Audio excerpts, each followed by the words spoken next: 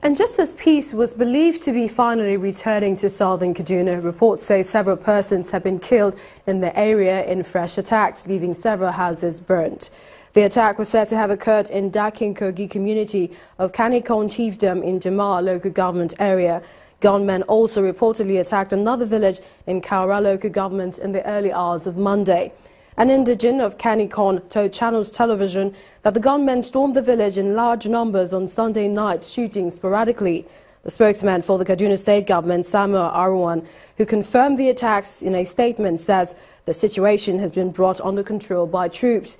These latest attacks are coming as the Kaduna State government continues with the effort to end the violence which has claimed many lives and displaced scores from their ancestral homes in southern Kaduna. And residents and traders at the popular Adekunle sawmill have been counting their losses 24 hours after it was razed by fire. The fire is said to have started following a power surge that's left in its wake destruction of property worth millions of naira. The incident over the weekend brings the number of fire incidents in Lagos and Ogun states to over 50. For those who do business here at the sawmill located in Ibutameta, Lagos, this is what has become of their place of earning a living.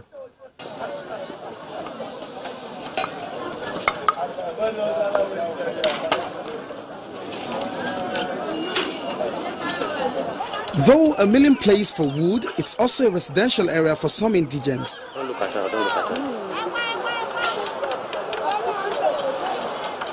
Everything about the structure of this place appeared to have supported the Inferno, which was said to have been triggered by a power surge. The wood, the houses mainly of wood, and generators. 80% of this house was built by wood. So the fire service cannot go inside deep of the fire. They can only do their best and leave the rest. So they try their best. It's always a time of despair when incidences like this happens. Particularly on this occasion, it occurred on a sleepy day when most traders were not at their business place. That 5:30, then bring light. But 5 minutes later, I just hear fire, fire, fire. So everybody run toward the point that the fire started. But before we get there, we discovered that the fire already spread under the roof of the house. So everybody ran out to run back to the house to take their property out of the room. So before the fire service came, then come late around 8:30 in the night. My wife said she have shop here. As they count their losses, the fear of what the future holds grips them. Why they are crying and shouting is not because just fire raised down their houses. Why they are crying and shouting is because how government used to treat people here each time there is fire outbreak. Each time there is fire outbreak, government will always come and take charge of the place with police. They reposition themselves, and the people will start sleeping outside, nowhere to sleep. Mostly women with children. So this time around, what we are appealing to Lagos State government, I will advise or suggest that they should please help the people instead of driving the people or repositioning the place with police and all that. The business owners have lost a business place. More so is the fact that some people have been displaced from their houses. The future looks bleak.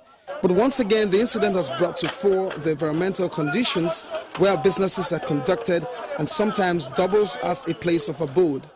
Everyone seems to be waiting in apprehension for what possibly will be the state government's reaction. But before that happens, some are already rebuilding from the scratch. Well, joining us on the news at 10 to look into these emergency situations is Air Commodore Salisu Mohammed. He's the Director of Search and Rescue, National Emergency Management Agency, NEMA. Very good to have you on the news at 10. Thank you. Now, over 50 disasters between Friday and Sunday. Alarming statistics according to your agency. What really is happening? Well, a lot of reasons account for this. You will notice there's change of weather. The breeze are coming at this stage, and people are also not very careful in taking precautionary measures. Like this particular incident of the day yesterday, it was electric power surge. So, and then if you look at the way our local houses are being wired. That's what happened at the sawmill. Yeah. They said it was when the light came, then there was an electric surge. and then it led into fire. And if you look at it properly, the wiring system may be affected, maybe reasons. The quality of the wires by themselves will be a reason. And caution. Some people might have slept and left certain appliances. So all these things put together are responsible for these fire outbreaks. Well, another question I'm sure a lot of Nigerians are asking is this new phase of dry season in February. Yeah. How can Nigerians prevent also, these outbreaks? Yeah, can we prepare for it? Yeah, we have to be very proactive. NEMA has been on the air trying to sensitize Nigerians. We work in conjunction with the National Orientation Agency to sensitize Nigerians to be aware of changes in weather that we are not expecting. Usually around this time of the year, we don't expect the Harmattan wind, but you can see in Lagos, as of the day we yesterday and today, we still have the Harmattan winds blowing.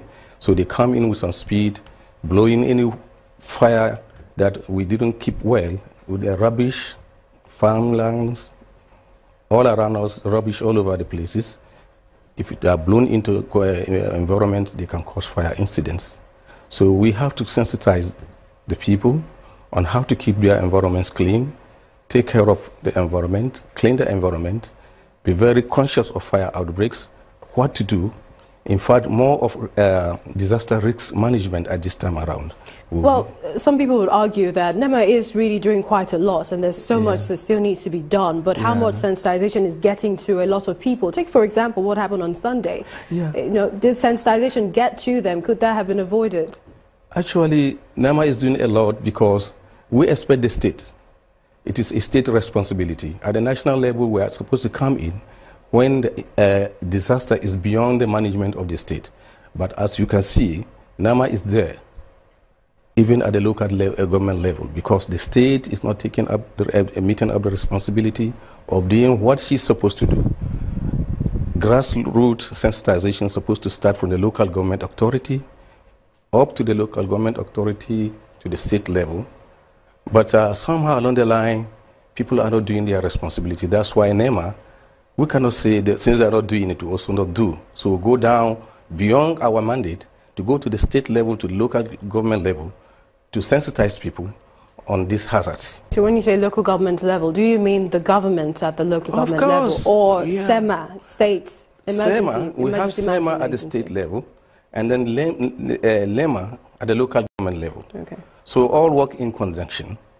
But if you see, the level of responsibility is not going down to the grassroots. If you go to the local government level, you discover that this sensitization is not done. It's nobody's business. So NEMA has to come down beyond the state to the local government level. So when you talk about accountability, how do you check and balance all of that? The accountability is supposed to be the responsibility of the state level to ensure that all these things have been put in place. So the state governor? Yeah, the state government should be accountable because he has agencies.